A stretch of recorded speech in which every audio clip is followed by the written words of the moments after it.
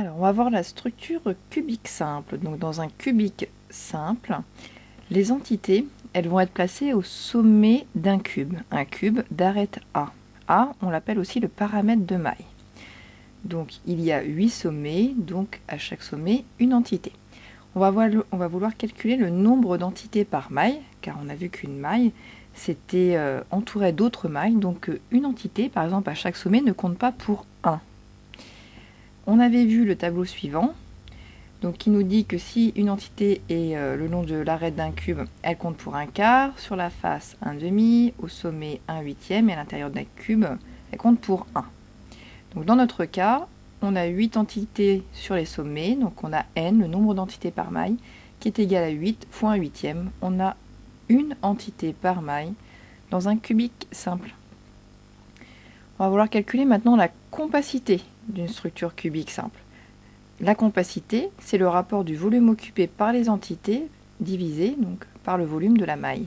Autrement dit, c'est le nombre d'entités par maille, le grand N qu'on vient de calculer, fois le volume d'une sphère, parce que les entités seront représentées par des sphères de volume 4/3 de pi r cube, divisé par le volume total de la maille, et le volume total d'une maille cubique, c'est toujours A au cube, le paramètre de maille, au cube. Donc, muni de cette formule et de ce qu'on vient de dire, on assimile les entités à des sphères, donc leur volume 4/3 de pi r cube, le volume de la maille c'est A au cube, et dans un cubique simple, on a trouvé que n c'était égal à 1, une entité. On remplace, on obtient la formule suivante, que C c'est égal à 1, le nombre d'entités par maille, fois 4/3 de pi r cube, le volume d'une sphère, divisé par A au cube. Évidemment, le 1 ici, vous pouvez l'enlever, parce qu'on aurait C égale à 4/3 de pi r cube sur A au cube. Et là, généralement, dans les énoncés d'exercice, vous avez soit A, soit R.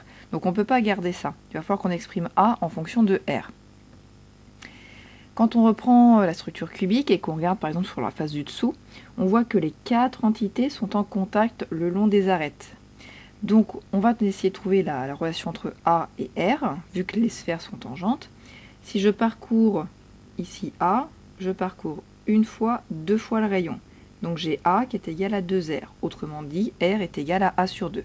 Et on va les remplacer, enfin, on va mettre cette relation dans celle de la compacité. On a trouvé que C c'était 1 fois 4/3 de pi R cube sur A au cube. Donc on va mettre le R égal à A sur 2 à la place du R ici.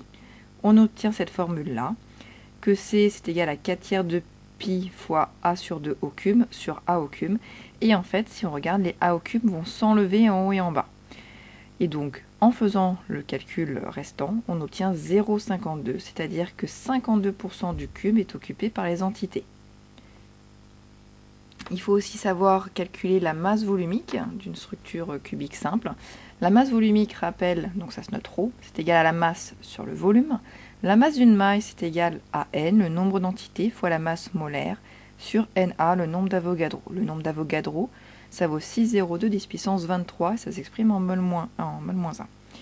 Le volume V d'une maille, c'est toujours A au cube, donc en remplaçant dans cette expression, on trouve que la masse volumique, c'est égal à N, le nombre d'entités, fois grand M, la masse molaire, donc en grammes par mol, divisé par Na, le nombre d'Avogadro, fois A au cube, qu'on mettra en mètres. Ce qui nous ferait dans ce cas-là une masse volumique en grammes par mètre cube. On peut également l'exprimer en kilogrammes par mètre cube, ou en grammes par centimètre cube, ça dépendra des données de l'énoncé. Et donc dans le cubique simple, on a N qui vaut 1, donc on aurait ρ égale à grand M divisé par Na fois A au cube.